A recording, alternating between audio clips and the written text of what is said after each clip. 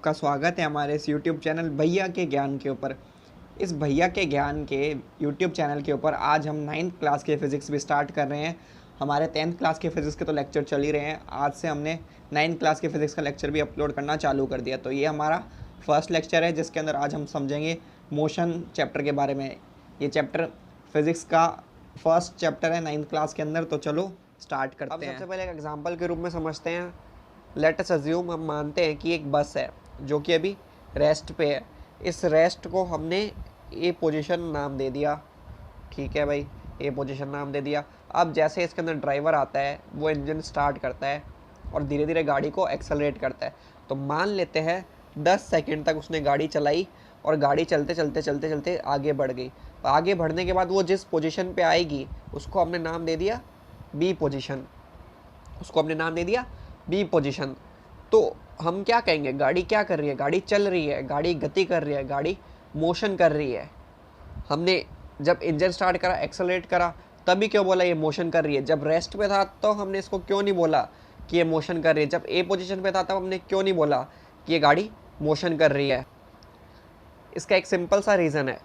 जब ये रेस्ट पे थी तो ये सिर्फ और सिर्फ एक ही पोजीशन पे थी, ए पोजीशन पे।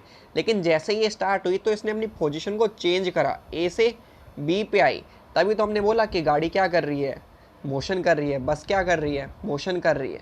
तो यही एक बेसिक सा लॉजिक है मोशन के पीछे। तो चलिए इसकी डेफिनेशन पे ध्यान देते हैं। The change in the position of an object with respect to time is called motion. यानी कोई भी ऑब्जेक्ट है उसकी पोजीशन के अंदर change with respect to time is called as motion. यानी कि अगर हमारे पास कोई भी ऑब्जेक्ट है, अगर वो अपनी पोजीशन को चेंज करता है विद रिस्पेक्ट टू टाइम, यानी कुछ टाइम इंटरवल के अंदर या उसने कुछ टाइम लिया और अपनी पोजीशन को चेंज करा, तो हम क्या कहेंगे? वो जो भी ऑब्जेक्ट है वो क्या कर रहा है? मोशन कर रहा है। जैसे ये कार वाला केस था, अगर ये ए पोजीशन पे रहता तो हम क्या बोलते? ये मोशन नहीं कर रहा। अगर ये ए से बी पे गया तभी हमने इसको क्या बोला कि ये मोशन कर रहा है। अगर ये मान लो बी से एक और पॉइंट सी पे जाती तभी हम क्या बोलते कि ये बस क्या कर रही है? मोशन कर रही है। तो यानी फंडा सिंपल सा ही है। बस अगर पोजीशन के अंदर चेंज हो रहा है टाइम के साथ में तो वो क्या कहलाता है? अपना मोशन कहलाता है। तो चलिए आगे बढ़ते हैं। आगे क्वेश्चन है, how one can see motion.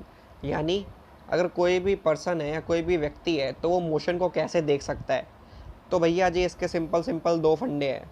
पहला तो हमारा है डायरेक्ट मेथड और सेकंड नंबर हमारा मेथड है इनडायरेक्ट मेथड। तो डायरेक्ट मेथड के अंदर क्या होता है? जैसे motion of earth, planets, vehicles etcetera. यानी जो अर्थ का मोशन है, जो प्लैनेट्स के मोशन है और जो व्हीकल्स के मोशन है उनको हम इजीली अपनी आंखों से देख सकते हैं। लेकिन जो इनडायरेक्ट जो मेथड होता है उसके अंदर हम एक एग्जांपल ले सकते हैं, जैसे motion of air with the help of dust particle.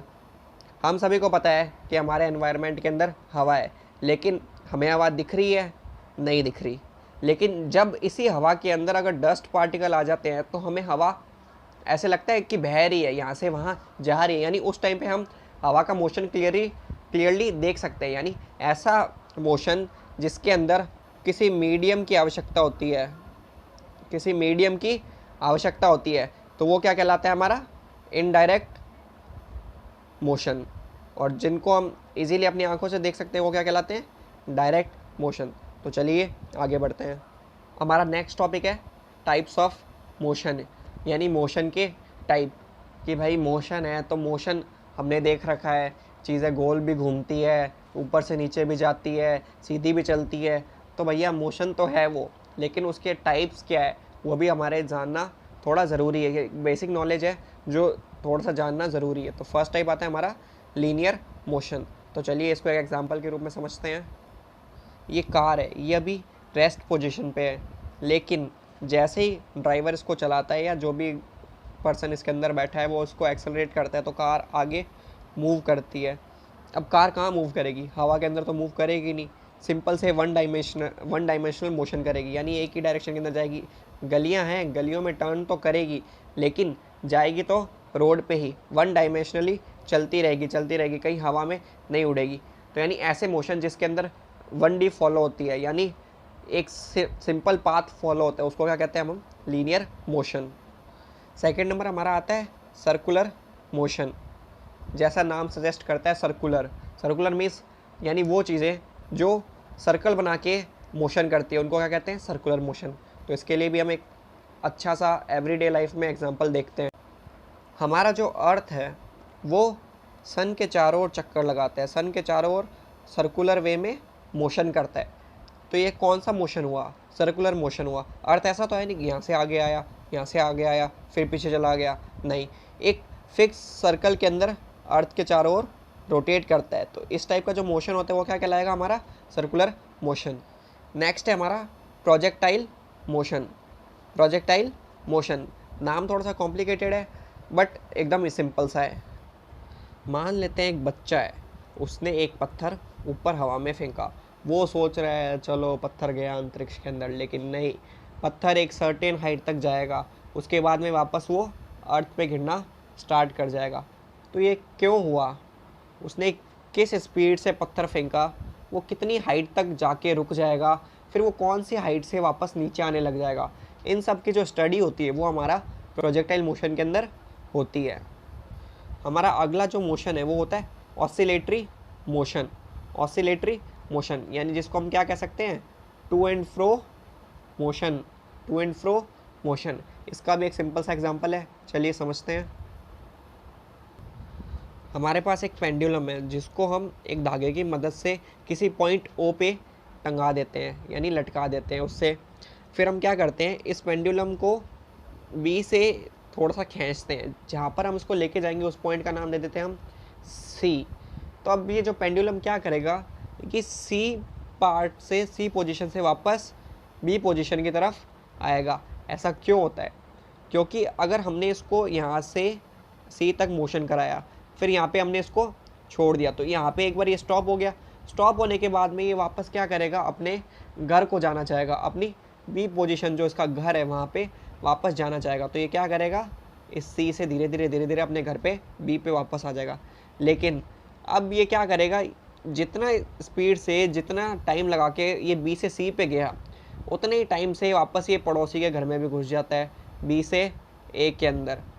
ये जो ए पोजीशन है ये बी से ए पोजीशन के अंदर चला जाता है। फिर वापस ए पोजीशन पे इसको पड़ोसियों ने रोक लिया और वापस इसको धक्के मार के अपने घर में भेज दिया, तो ये वापस अपनी बी पोजीशन पे आता है। ऐसे ही केस ये यहाँ से यहाँ, यहाँ से यहाँ, यहाँ से यहाँ भागता रहता है।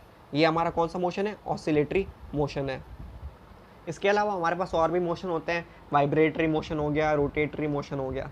ये सब एक बेसिक चीज़ें हैं जो हमने आपको बता दिया है। ये एक इंट्रोडक्शन वीडियो, इसलिए इसको ज़्यादा लंबा ना करते हुए आगे बढ़ते हैं। तो mathematically motion can be define in terms of, यानी मैथमेटिकली हम मोशन को कैसे डिफाइन कर सकते हैं। अब ऐसा तो है नहीं कोई भी चीज़ चल रही है तो बोल दिया वो मोशन कर रही है, हाँ, लेकिन उसके अंदर क्या हो रहा है, वो डिस्टेंस ट्रैवल कर रही है, डिस्प्लेसमेंट कर रही है, या वेलोसिटी है उसके अंदर, एक्सेलरेशन है, स्पीड है, या टाइम है। तो ये सारी चीज़ें ये मैथमेटिकली फैक्टर्स होते हैं जिनके ऊपर मोशन डिस्क्राइब करा जाता है। Thank you for watching this video. अगर आपको ये वीडियो अच्छा लगा हो तो इसे लाइक करें और अपने दोस्तों के साथ में शेयर करें ताकि वो भी अच्छे से पढ़ सकें, और हमारे चैनल को सब्सक्राइब ज़रूर करें। Thank you.